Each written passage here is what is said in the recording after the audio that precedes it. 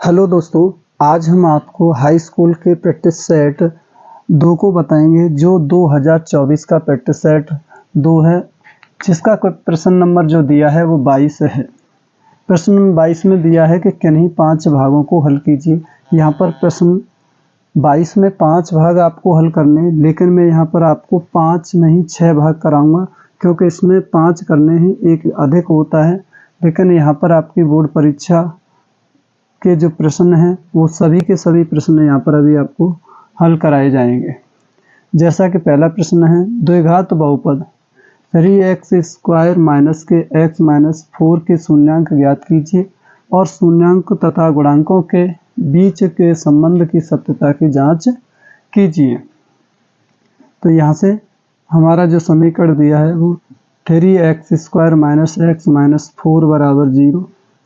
हमें सबसे पहले इसके शून्यांक ज्ञात करने। शून्यांक ज्ञात करने के लिए हम करते हैं पहली संख्या का और अंतिम संख्या का गुणा करते हैं। 3 का गुणा 4 से करेंगे तो ये हो जाएगा 3 गुणा 4 बराबर 12। और 12 के ऐसे फैक्टर करने हैं कि जोड़ घटा में तो 1 आए, गुणा करें तो 12। तो 4 गुणा 3 तो 12 हो गए और 4 में से 3 गए तो 1 हो गए। तो हम यहाँ पर लिखेंगे 3x² माइनस के 4 minus 3x minus 4 equal to 0।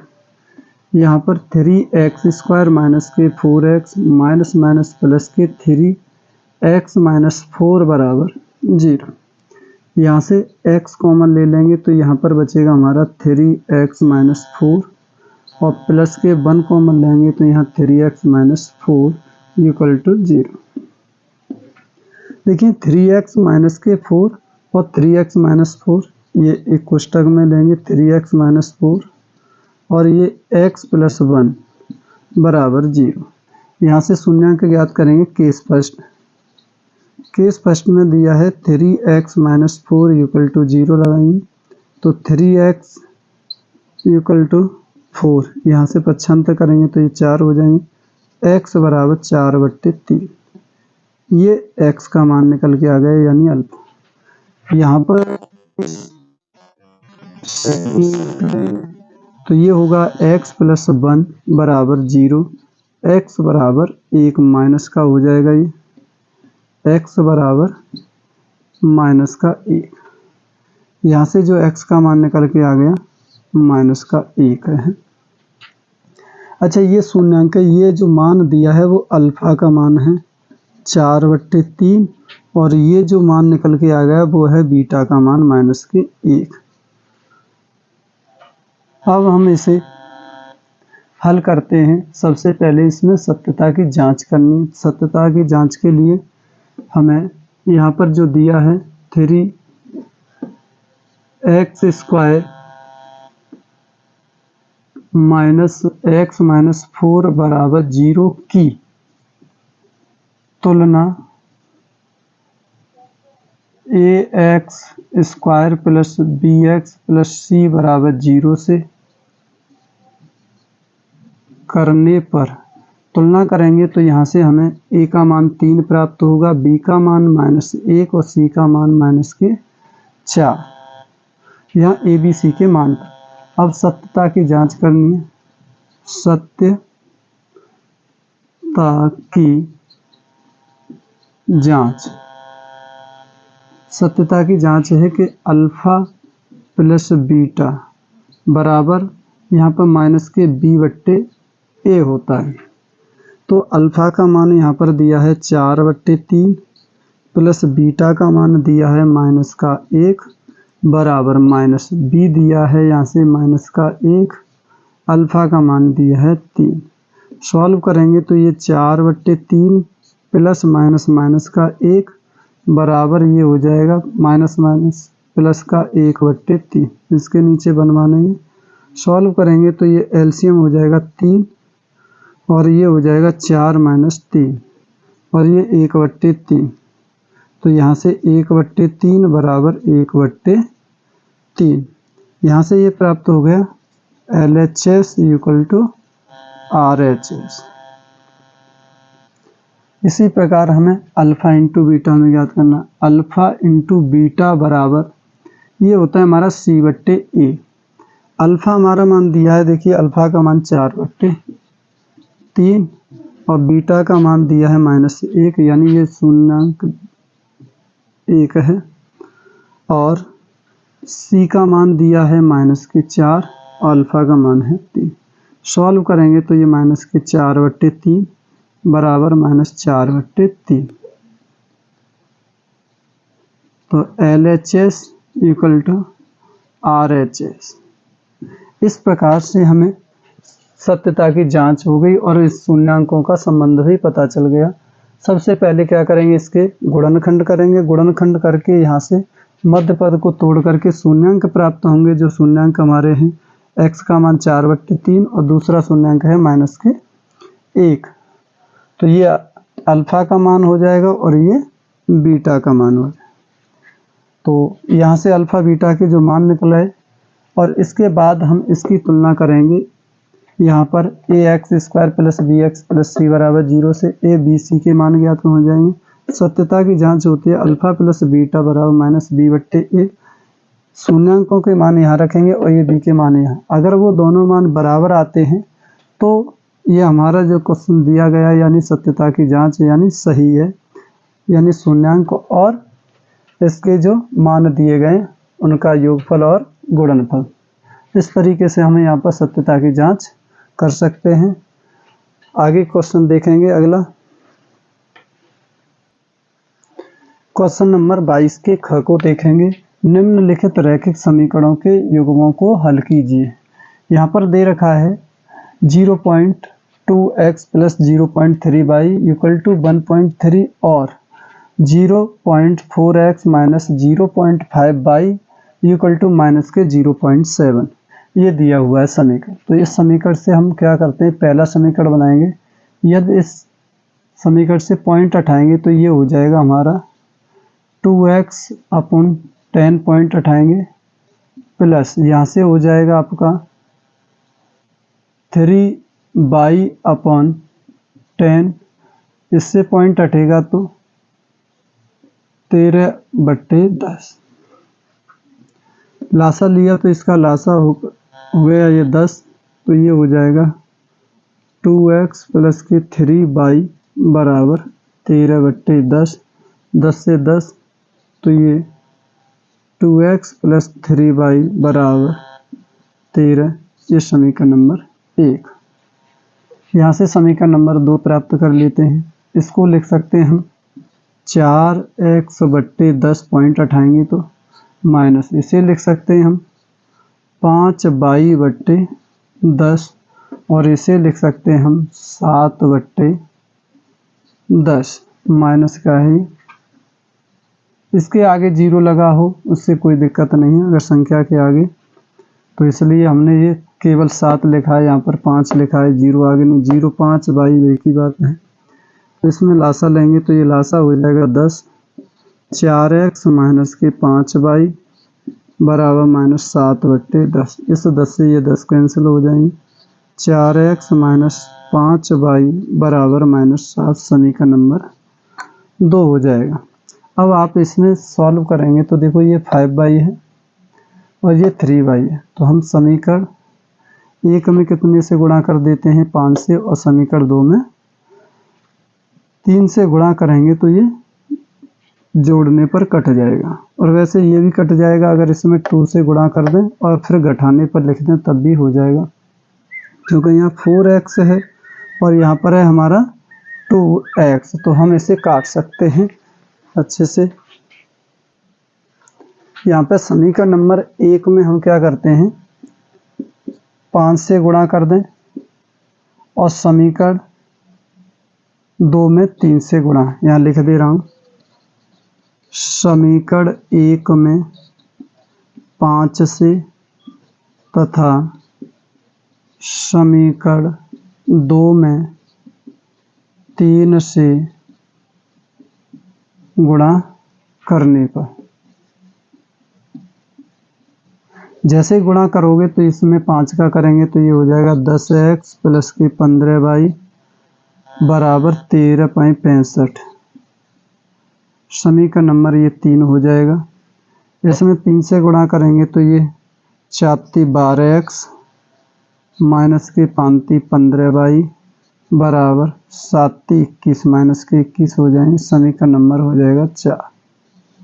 और इसी समीकरण को 3 और 4 को क्या कर देंगे, जोड़ने में चिन्ह नहीं बदलते हैं। गुणा करके जोड़ने पर यहाँ लिख दो, यहाँ ऐसे भी, तो ये कट जाएगा। तो ये हो जाएगा हमारा 10 और 12 22x और बराबर घटाएंगे तो यहाँ पर 4 बचेगा, यहाँ 44 बचेगा। तो x बराबर 44/22 दो बार, तो यहाँ से जो x का मान आ गया 2 आ गया। x बराबर 2, x का मान जो निकल के आ गया 2। यहाँ लिखेंगे x का मान समीकरण 1 में रखने पर, समीकरण 1 में रखने पर। समीकरण 1 क्या है हमारा, इसे देखें। समीकरण 1 है हमारा 2x + 3y बराबर की 13, और यहाँ पर 2x की जगह पर कितना आ गया 2 + 3y बराबर 13, तो 4 यहाँ हो जाएगा 4 + के 3y = 30। पक्षांतर करेंगे 3y बराबर 13 - 4, 3y बराबर के 9, तो y बराबर के 9/3। 3 से इसे काट देंगे 3 बार, तो y का मान आ गया 3। इस तरीके से x का मान 2 आ गया और y का मान 3 आ गया।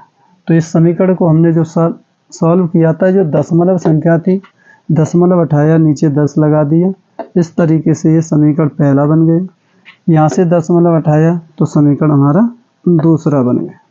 समीकरण 1 में 5 से गुणा और समीकरण 2 में 3 से गुणा।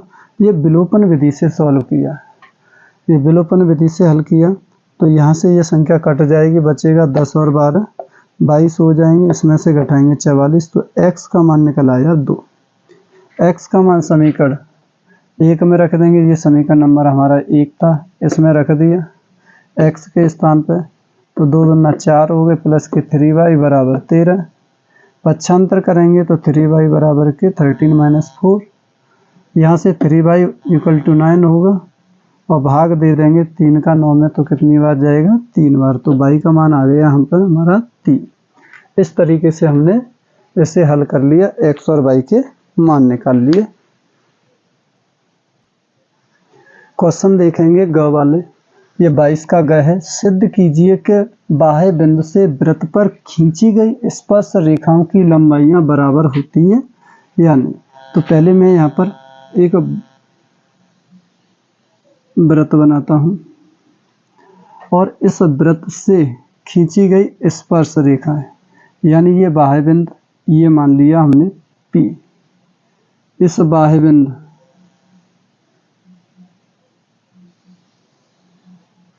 P पर ये है हमारा वृत्त का केंद्र। ये स्पर्श रेखा है, ये स्पर्श रेखा से जो केंद्र पर डैश डैश कर सकते हैं यहाँ पर इस तरीके से। ये त्रिज्या है,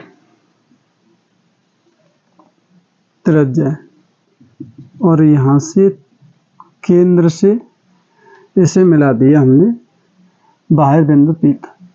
इनके नाम डाल देते हैं, A है, ये O है, और ये B है। अब हमें इसमें से सिद्ध करना है क्या ये AP और BP बराबर है या नहीं। तो दिया है वृत्त के केंद्र से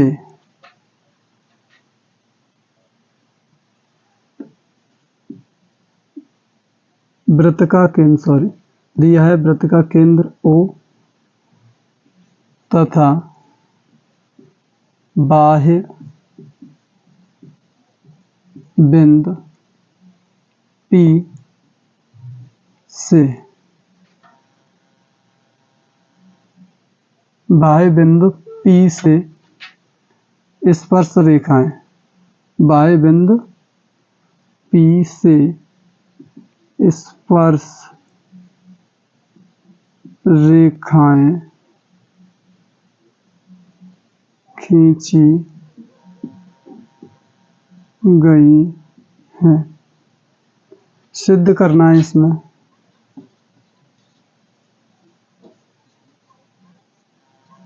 सिद्ध करना है इसमें AP बराबर BP। वैसे यहाँ पर इतनी भाषा लिखी, ये ऊपर ही लिखा हुआ है, केवल वृत्त का केंद्र O है और त्रिज्या OA और OB ये बराबर हैं, इतना लिख देते। लेकिन बाह्य बिंदु P से स्पर्श रेखाएं जो खींची गई हैं वृत्त पर इस तरीके से हैं, तो यहाँ से लिखेंगे उपपत्ति। उपपत्ति में लिखेंगे, अब उपपत्ति में और उपपत्ति से पहले भी आपको ये एक रचना करनी है, तो पहले यहाँ रचना के पद लिख देते हैं। रचना, रचना क्या की गई है? वृत्त के केंद्र O से O को बिंदु P से मिलाया है। कहाँ मिला दिया? इसे P से मिला दिया। उपपत्ति, उपपत्ति में लिखेंगे त्रिभुज AOP और त्रिभुज BOP से, त्रिभुज AOP और त्रिभुज BOP से सॉल्व करेंगे। तो यहाँ से सबसे पहले तो ये है कि हमारा 90 अंश का कोण, जहाँ भी स्पर्श रेखा खींचती हैं वहाँ पर कितने अंश का कोण बनता है? क्योंकि स्पर्श रेखाएं खींची गई हैं तो ये 90 अंश का कोण बनेगा। ये 90 अंश का कोण है और इस बिंदु पर भी 90 अंश का कोण है। तो यहाँ पर एक तो कोण दिया है। अच्छा, इसमें सर्वांग समता बतानी कौन सी होगी? एक तो ये कोण 90 अंश का मिल गया, 90 अंश के ठीक सामने वाली भुजा कर्ण कहलाती, तो इसका मतलब OP ये कर्ण मिल जाएगा इसमें, और एक अन्य भुजा, एक ये भुजा मिल जाएगी। तो यहाँ पर लिखते हैं सबसे पहले कोण OAP बराबर OAP बराबर कोण ये हो जाएगा OBP। कोण मिल गया बराबर 90 अंश, समकोण है। इसके बाद OP बराबर OP, ये उभयनिष्ठ है, उभयनिष्ठ है यानी कॉमन है ये दोनों में, इस त्रिभुज में भी कॉमन है। OA बराबर OB, ये त्रिज्या है, वृत्त की त्रिज्याएं, ये वृत्त की त्रिज्याएं वो कैसी होती है? वृत्त में कहीं भी खींचोगे वो वृत्त की सभी त्रिज्याएं कैसी होती हैं? बराबर होंगी। तो यहाँ पर अगर पूछा जाता है यहाँ कोई बिंदु डला होता तो ये भी यहाँ से त्रिज्या ही है, ये भी बराबर होती, तो वृत्त की त्रिज्या वृत्त में बराबर होती है, तो वृत्त की त्रिज्या से ये हो गया। तो अब आपने देखा कि एक समकोण मिल गया, एक कर्ण, ये उभयनिष्ठ भुजा मिल गई, ये क्या है? उभयनिष्ठ है, लेकिन ये कर्ण है और ये एक भुजा, तो ये त्रिभुज AOP सर्वांग समत्रिभुज BOP, ये हो जाएगा आपका कोण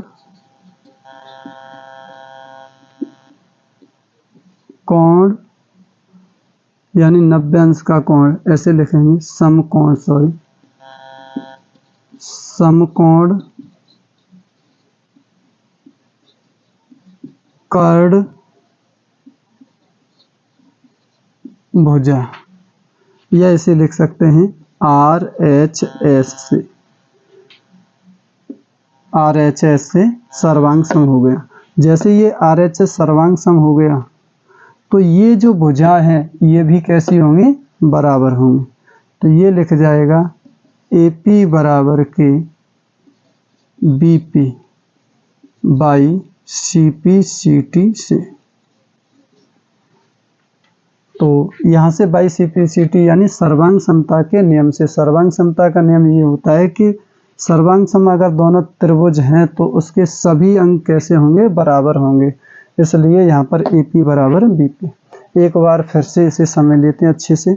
यहाँ पर जो क्वेश्चन दे रखा है वो इस प्रकार से सिद्ध कीजिए कि बाह्य बिंदु से वृत्त पर खींचे गए स्पर्श रेखाओं की लंबाइयाँ बराबर होती हैं। तो मैंने एक वृत्त बनाया और इससे ये स्पर्श रेखाएं खींची जो बाह्य बिंदु से है। फिर मैंने रचना कर दी, O को P से मिलाया और O को यहाँ से A और OB से मिला दिया, ये त्रिज्या इससे मिला दिया। तो इसके बाद मैंने यहाँ पर लिखा है वृत्त का केंद्र O है तथा बाह्य बिंदु P से स्पर्श रेखाएं खींची गई हैं, ये बराबर है, ये सिद्ध करना है। बस खींची गई ये लिखा हुआ है मैंने। AP बराबर BP ये सिद्ध करना है। वृत्त के केंद्र O को P से मिलाया है, P से मिलाया और O को A से मिला दिया है और O को B से मिला दिया है। ये त्रिज्या हैं तो इस तरीके से लिख दिया। यहाँ से त्रिभुज नहीं लिखा है, यहाँ पर मिलाया तो एक और लिख दीजिए, OA तथा OB को मिलाया, OA को भी और OB को भी मिला दिया। तो ये त्रिभुज AOP और त्रिभुज BOP, ऊपर वाला त्रिभुज एक नीचे, ये जो त्रिभुज दिया है इसमें हमें सर्वांग समता दिखानी। तो ये 90 अंश का हो गया, इसके ठीक सामने वाली भुजा कर्ण हो गई और ये 90 अंश का ये कर्ण है तो एक भुजा ये मिल गई। तो इसमें नियम होता है RHS का कि एक समकोण और एक कर्ण और एक भुजा हो तो वो क्या होता है, RHS सर्वांग समता से हो जाता है। तो यहाँ पर AP बराबर के BP होगा बाई CP CT से। तो यही हमें सिद्ध करना था जो सिद्ध हो चुका। समझ में आ गया होगा, एक बार फिर से देख लेंगे आप, इसे अच्छे से समझ में आ जाएगा। क्वेश्चन नंबर देखेंगे, एक त्रिभुज ABC की भुजा BC पर एक बिंदु D इस प्रकार है कि कोण ADC बराबर कोण BAC है, तो सिद्ध कीजिए CA स्क्वायर बराबर के BC गुणा CD। तो पहले सबसे पहले तो हम यहाँ पर एक चित्र बनाते हैं, त्रिभुज AB, इसे A, B और C, और इस पर क्या है BC पर बिंदु D इस प्रकार है, BC पर ये बिंदु D ले लिया कि BC भुजा BC पर एक बिंदु D इस प्रकार है कि कोण ADC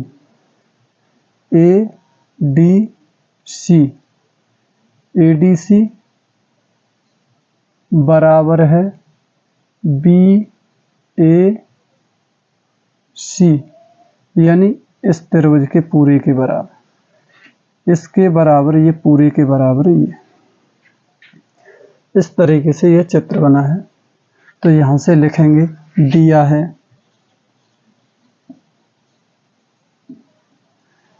है त्रिभुज ABC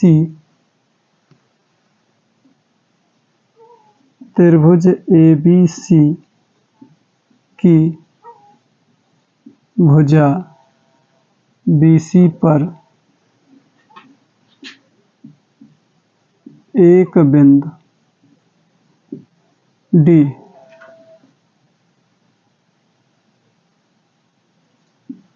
इस प्रकार है कि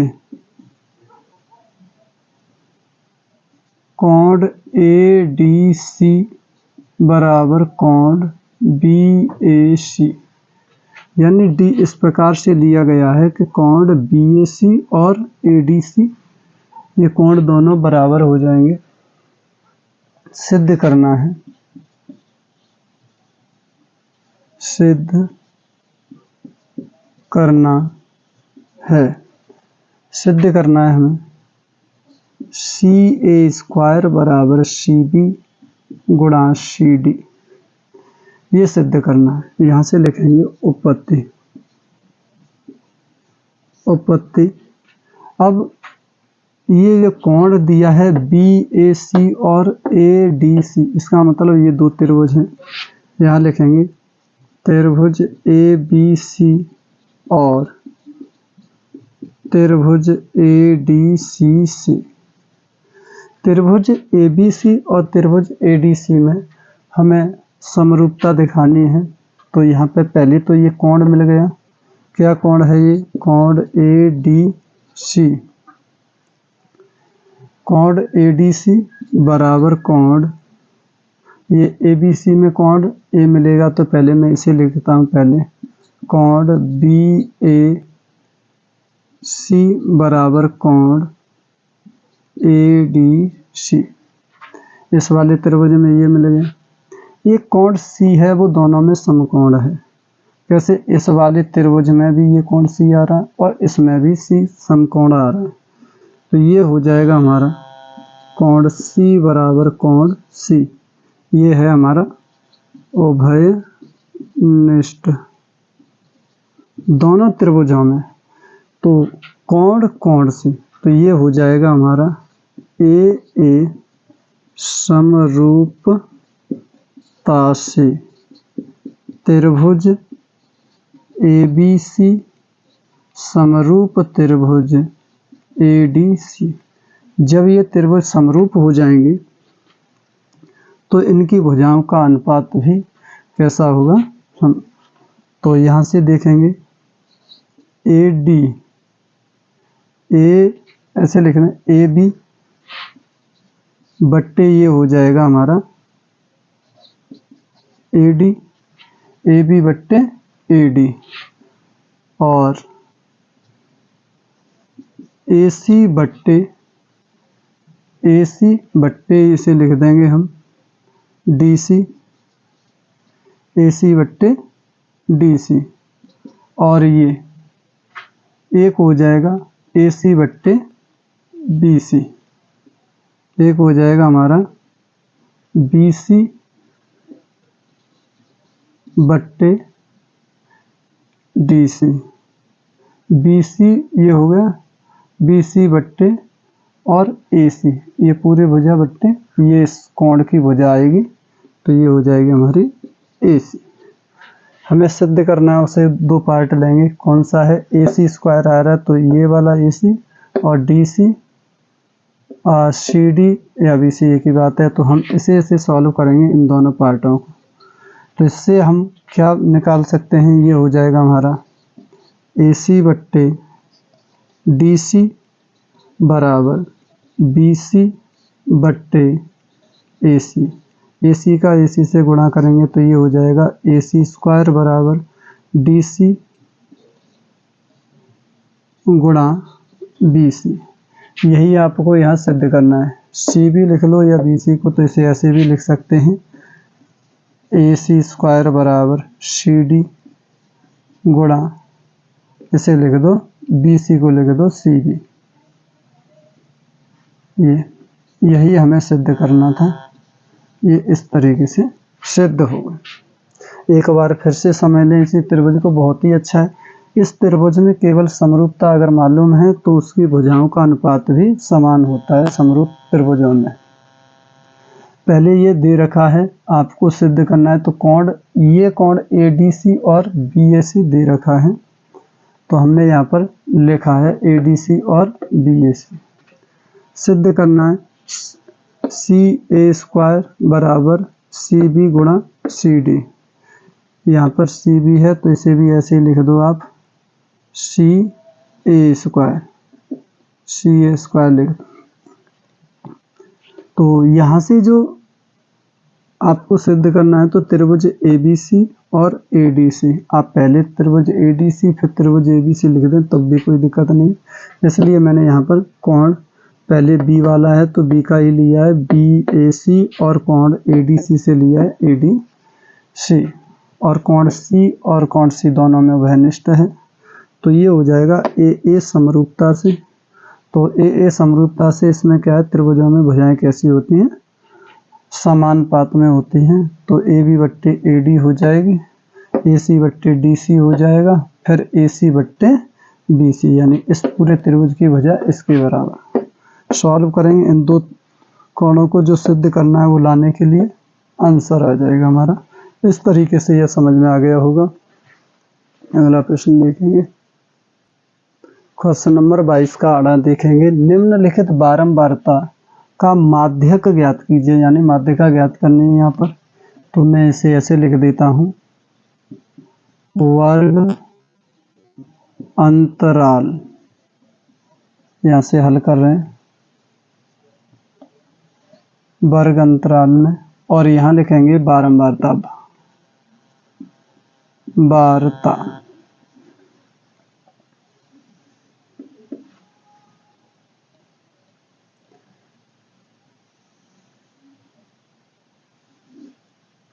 बारंबारता में और वर्ग अंतराल के जो मान हैं उसे लिखेंगे। यह है 15 से 20, 20 से 25, 25 से 30, 30 से 35, 35 से 40, 40 से 45, 45 से 50।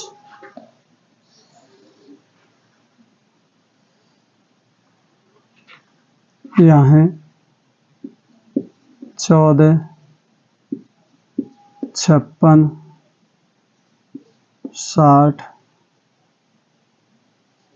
86, 74, 62, 48। माध्यक के लिए अगर हमें ज्ञात करना है तो यहाँ निकालते हैं हम संचयी बारंबारता,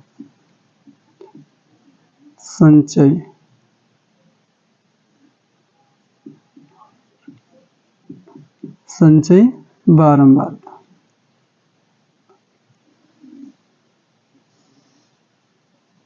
संचयी बारंबारता लिखेंगे। संचयी बारंबारता में ये 14, 14 में 56 जोड़ेंगे तो ये हो जाएगा 14 4 56, 14 पाए 70 हो जाएगा, क्योंकि ये हो जाएंगे 60 और 70 हो गए। 70 में 60 जोड़े तो ये हो जाएगा 130,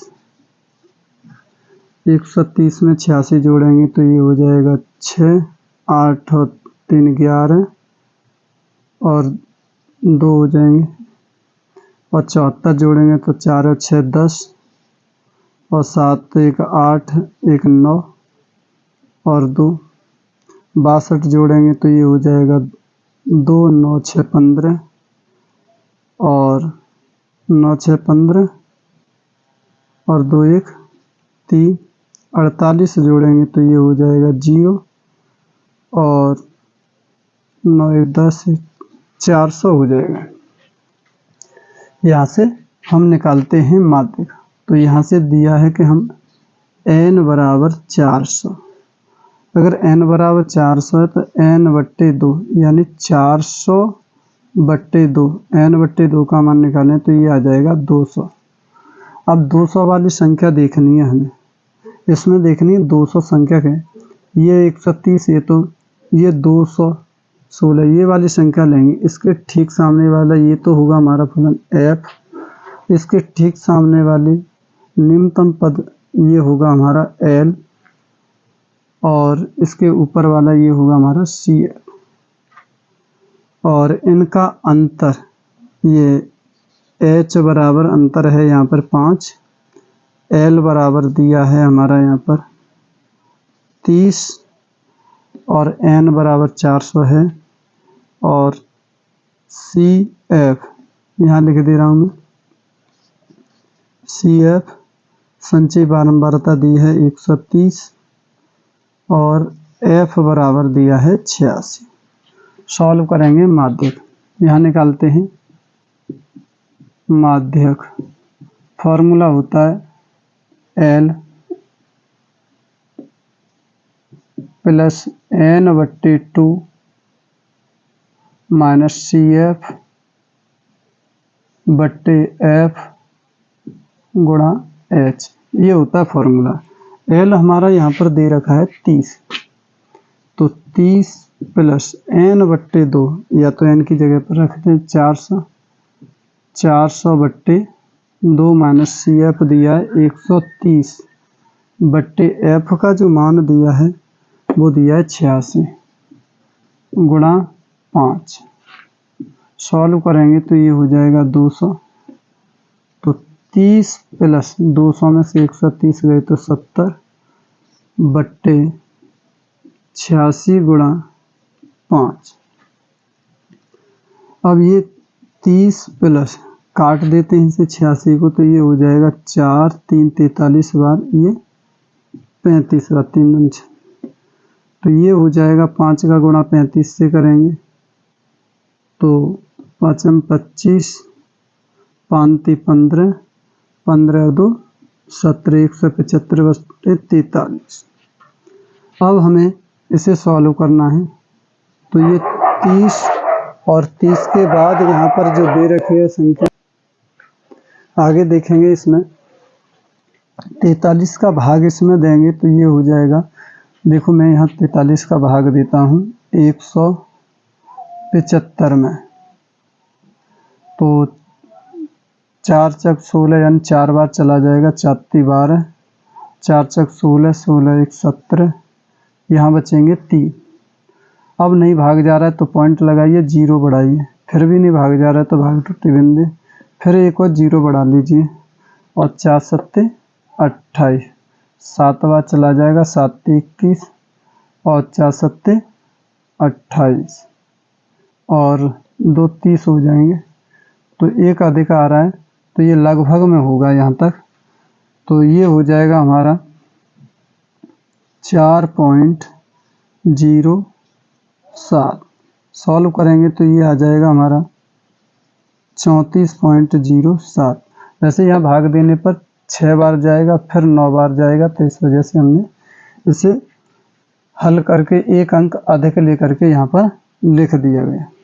तो इसका जो माध्यक जो निकल के आ गया वो है हमारा 34.07। ये इसका आंसर है।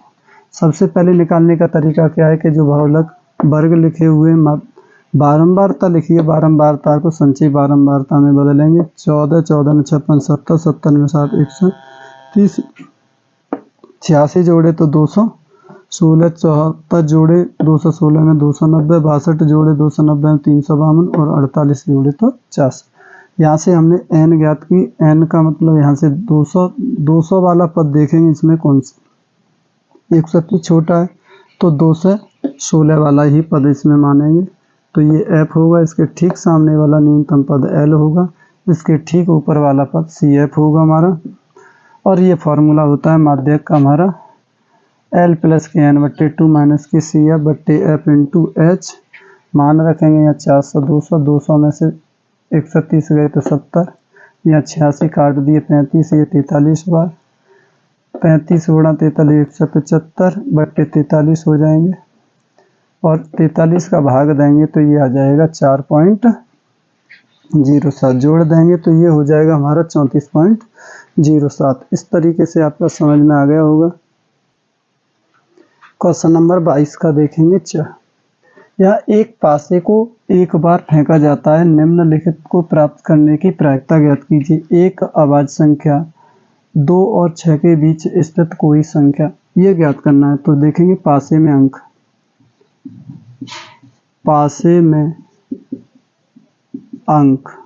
में अंक होते हैं हमारे 6,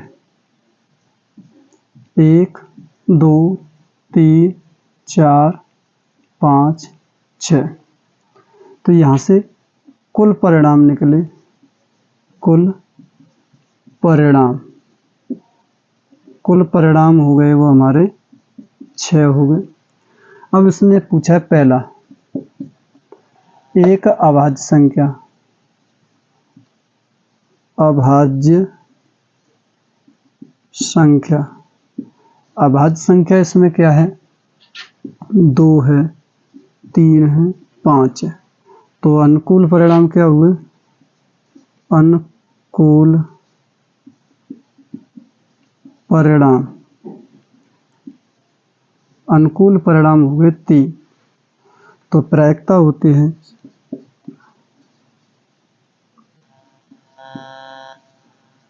है अनुकूल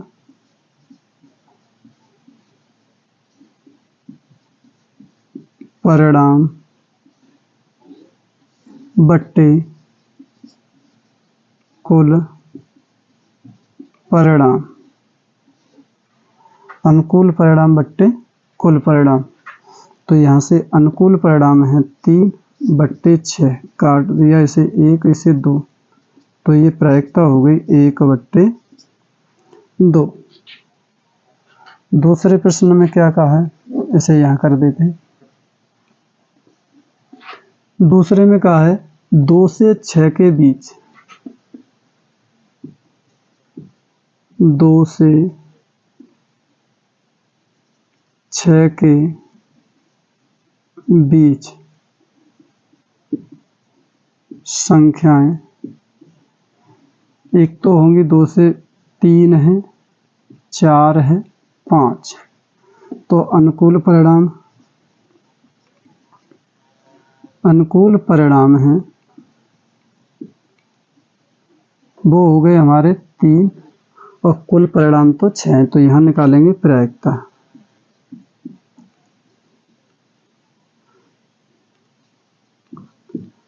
यहाँ से प्रायिकता होगा अनुकूल परिणाम बट्टे कुल परिणाम, नहीं मिटाने यहाँ से, तो ये हो जाएगा अनुकूल परिणाम बट्टे कुल परिणाम,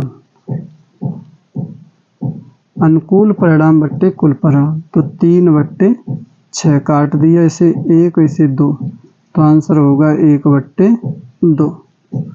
इस तरीके से हमारे ये प्रश्न सॉल्व हुए। तो पासे वाले सिक्के में सबसे पहले देखेंगे कितने अंक होते हैं, तो 6 होते हैं। इसमें कुल परिणाम हो गए हमारे 6। अभाज्य संख्या पूछी तो 2 और 3 5 होंगी, तो ये अनुकूल परिणाम हो गए, अनुकूल परिणाम बट्टे कुल परिणाम, तो 3 बट्टे 2। 2 से 6 के बीच वाला पूछा है तो 3 4 5 आएंगे, तो अनुकूल परिणाम 3 हो गए, प्रायिकता हो गई अनुकूल परिणाम बट्टे कुल परिणाम, यानी 3 बट्टे 6 यानी 1 बट्टे 2। इस तरीके से हमारे ये प्रश्न आपके 22 के 6 प्रश्न हो गए। इसमें से 5 करने थे, मैंने 6 के 6 प्रश्न कराए। यहाँ पर समझ में आ गए होंगे आप सभी के। देखेंगे आगे प्रश्न नंबर देखेंगे 23। प्रश्न नंबर 23 में ये जो सवाल दिए 2 दिए जाते हैं, इसमें से पहला दिया है यहाँ पर, यदि किसी समांतर श्रेणी एपी के प्रथम 8 पदों का योगफल 64 और इसके प्रथम 17 पदों का योगफल 289 है, तो श्रेणी का प्रथम पद और सार्वंतर ज्ञात कीजिए। इसके बाद एक और क्वेश्चन है, इसमें से 2 में से 1 करना होता है, इसका मैं पहले ये भाग कर रहा हूँ। तो यहाँ लिखेंगे प्रथम 8 पदों का योग, यानी प्रथम 8 पदों का योग 64। A8 बराबर दिया है यहाँ पर 64। A8 को हम लिखते हैं A + 7D बराबर 64 समीकरण नंबर A। दूसरा दिया है 17 पदों का, प्रथम 17 पदों का योग 289। तो ये होगा A17 बराबर 289। तो ये 17 को लिखते हैं A प्लस के 16D बराबर 289 समीकरण नंबर 2। अब हम समीकरण 1 और 2 से हल करेंगे। तो यहाँ लिखेंगे समीकरण 1 को समीकरण 2 में से घटाने पर, समीकरण 2 में से घटाएंगे तो a प्लस के 16d बराबर 289 और ये a प्लस के 7d बराबर 64 घटाएंगे। ये समीकरण 2 था, ये समीकरण 1। 2 में से 1 घटाएंगे तो चिन्ह बदल जाएंगे, ये कट जाएगा तो यहाँ पर बचेगा 16 में 7 यानी 9, d बचेगा बराबर, यहाँ पर बचेगा हमारा 5, यहाँ बचेगा हमारा 2 और ये 2। 9 में से 4 गए तो 5, 8 में से 6 गए तो 2, ये 2 बचे तो ये बचा। d बराबर होगा 225/9, 9 दूनी 18, बचेंगे कितने 4, 9 पन्ना 45, यानी d का मान आ गया हमारा 25। d का मान आ गया 25। अब यहाँ पर लिखेंगे d का मान समीकरण 1 में रखने पर, d का मान समीकरण 1 में रखने पर, समीकरण 1 क्या है आपका, a plus 7d equal to 64। तो ये a प्लस 7 गुणा d का मान कितना है 25, 25 बराबर 64।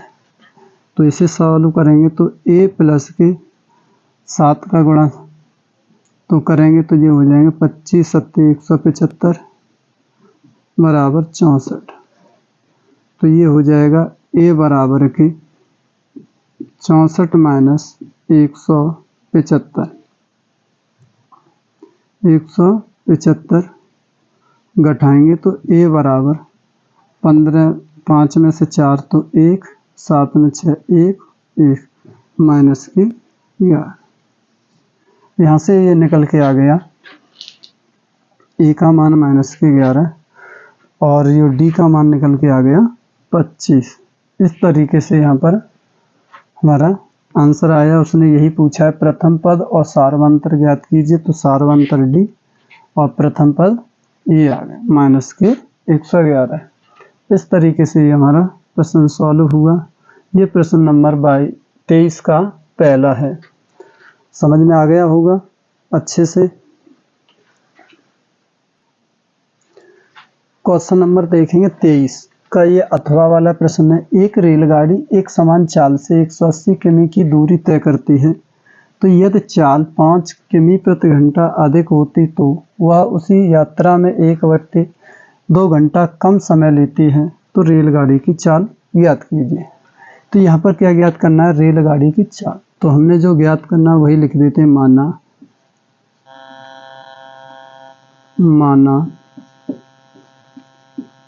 रेलगाड़ी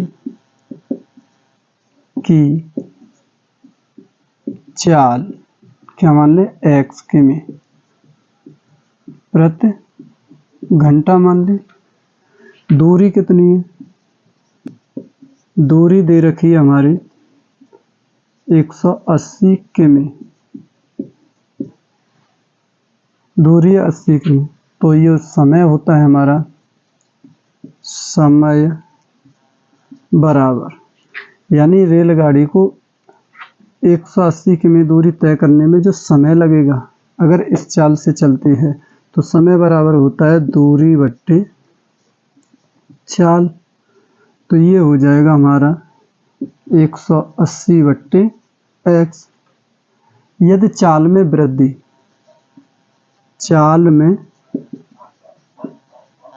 वृद्धि होती है कितनी 5 किमी प्रति घंटा के, 5 किमी प्रति घंटा की चाल से वृद्धि होती है, तो नई चाल हो जाएगी। वो पहले x थी 5 बढ़ गई तो x प्लस 5। दूरी इसमें भी उतनी तय करनी है 180, लेकिन समय अब कम लगेगा, 1/2 घंटा कम लगेगा। तो समय बराबर दूरी बट्टे चाल, तो ये हो जाएगा 180 बट्टे x प्लस के 5। यहाँ लिखेंगे प्रश्नानुसार।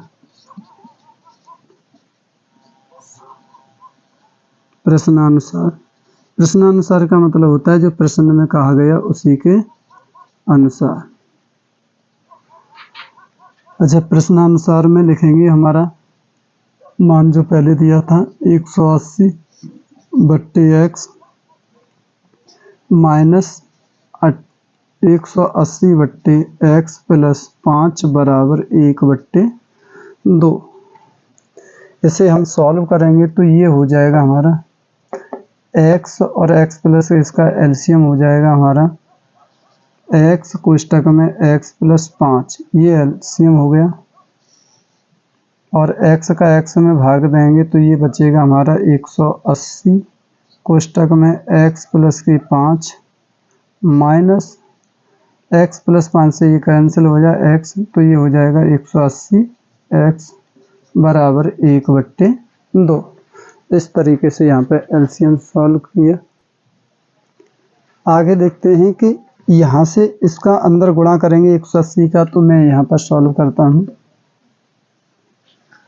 180 का x में गुणा करेंगे तो ये हो जाएगा 180x, 180 का 5 में करेंगे तो ये हो जाएगा 18×5 = 90, 900 हो जाएगा, और माइनस के 180x बट्टे x का अंदर गुणा किया तो ये हो जाएगा x² प्लस 5x बराबर 1 बट्टे 2।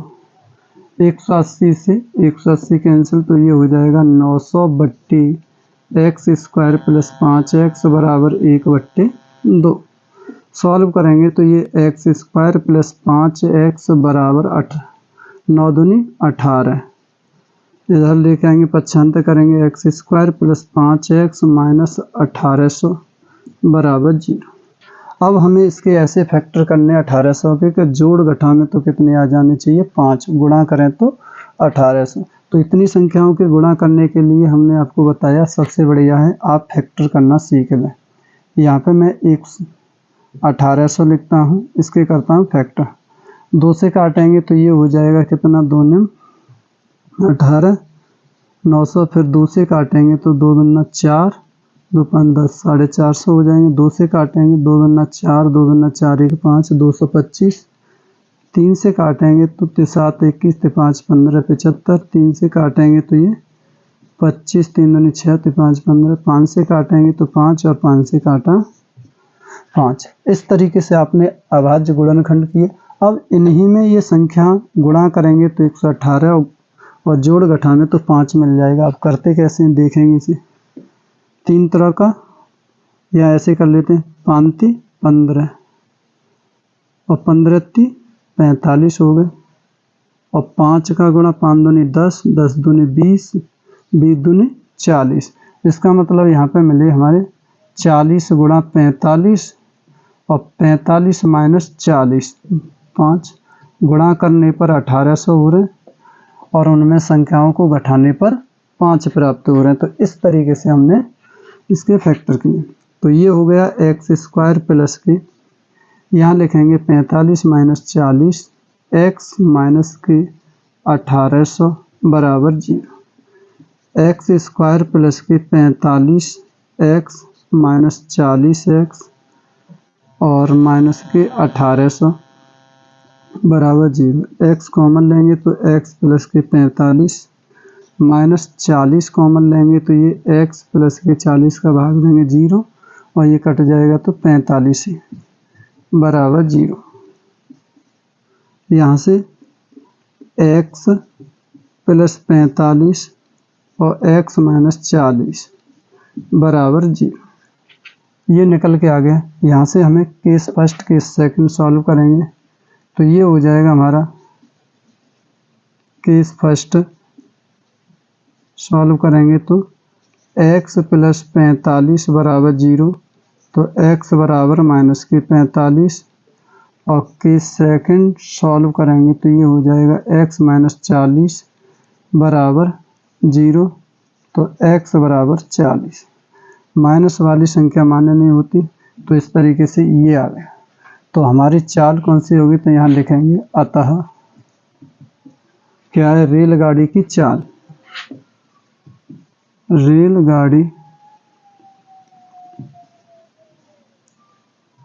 की चाल 40 किमी प्रति घंटा। अतः रेलगाड़ी की जो चाल है वो कितनी है, 40 किमी प्रति घंटा। तो इस सवाल को सबसे पहले आपको सॉल्व करना है, तो सबसे पहले इसकी हिंदी को अच्छे से पढ़ेंगे। क्या इसने पूछा है, तो देखा है यहाँ एक रेलगाड़ी एक समान चाल से चल रही है, यानी 180 किमी की दूरी तय करनी है उसे। यदि चाल 5 किमी प्रति घंटा अधिक होती है तो वह उसी यात्रा में 1 घंटा कम समय लगता है जो पहले से। अगर तेज हो जाए स्पीड, उसकी चाल हो जाए, तो वो आधा घंटा पहले पहुंचती है, यानी 30 मिनट पहले। तो रेलगाड़ी की चाल क्या थी, जो सामान्य चाल थी वो क्या थी पहले वाली, तो मैंने माना रेलगाड़ी की जो सामान्य चाल थी वो x की जो पहले चल रही थी, दूरी उसे 180 किलोमीटर दूरी तय करनी थी, तो समय लगता था उसे दूरी बराबर दूरी बट्टे चाल, समय बराबर दूरी बट्टे चाल, यानी 180 बट्टे x। यदि चाल में वृद्धि हो गई, वृद्धि कितनी हुई, 5 किमी, तो 5 किमी प्रति घंटा की होगी, तो पहले चाल है x की, तो अब कितनी हो जाएगी, x + 5। दूरी उसे उतनी तय करनी है 180, तो समय बराबर दूरी बट्टे चाल, यानी 180 बट्टे x + 5। प्रश्नानुसार यहाँ हल करेंगे तो ये पहले से आधा घंटा कम लगता है, यानी 1/2 समय कम लगता है। तो यहाँ पर 180 बट्टे x माइनस 180 बट्टे x + 5 बराबर 1/2। एलसीएम ले लिया x, x + 5 का, तो x से x कैंसिल हो गया, x + 5 का गुणा 180 में, x + 5 से ये कैंसिल, तो x का गुणा 180 में। जैसे ही हमने यहाँ से गुणा किया तो 180 का गुणा किया, इसमें 180 + 900 माइनस के 180, x का अंदर गुणा करेंगे तो ये हो जाएगा हमारा x² + 5x बराबर 1/2। और इसे सॉल्व करेंगे तो ये कट जाएगा, तो ये हो जाए 900 x² + 5x बराबर 1/2। क्रॉस गुणा करेंगे तो x² + 5x बराबर 100, यानी 1800 हो जाएंगे। इसके हमें फैक्टर करने, पहले से पक्षांतर करेंगे तो माइनस का हो जाएगा। अब हमें इसके फैक्टर करने के लिए मैंने ये विधि बता दी आपको। जब भी आपको किसी के ऐसे फैक्टर करने हो मध्य पद को तोड़ करके, तो सदैव हम इस तरीके से उसके अभाज्य गुणनखंड करेंगे। उन्हीं संख्याओं में आप आगे पीछे गुणा करके देखेंगे तो वहाँ से संख्या आपको मिल जाएंगी। तो यहाँ पर भी हमने इसके फैक्टर किए, फिर मैंने देखा 5 × 15, 15 × 45 हो गए, 5 का 2 से 10, 10 दूनी 20, दूनी 40 हो गए, यानी 40 × 45 1800 हो रहे हैं। 45 में से 40 गए तो 5 बच रहे हैं, मैंने वही लिखा 45 - 40, तो ये कितने हो जाएंगे, 5 है। तो ये x² + 45 - 40 x माइनस 1800, x का अंदर गुणा करेंगे, x² + 45x माइनस के 40x माइनस 1800 बराबर 0। x कॉमन लेंगे तो x + 1800, और यहाँ से -40 कॉमन लेंगे तो ये x + के 45 होंगे, x + 45 x + 45 से x - 40 बराबर 0। केस फर्स्ट सॉल्व करेंगे तो x + 45 बराबर 0, x बराबर -45। केस सेकंड सॉल्व करेंगे तो ये हो जाएगा x - 40 बराबर 0, तो x का मान 40। अतः रेलगाड़ी की जो चाल थी वो कितनी है, 40 किलोमीटर प्रति घंटा की चाल थी। तो इस तरीके से आपकी समझ में आ गया होगा। थैंक यू, धन्यवाद, अच्छे से पढ़ें।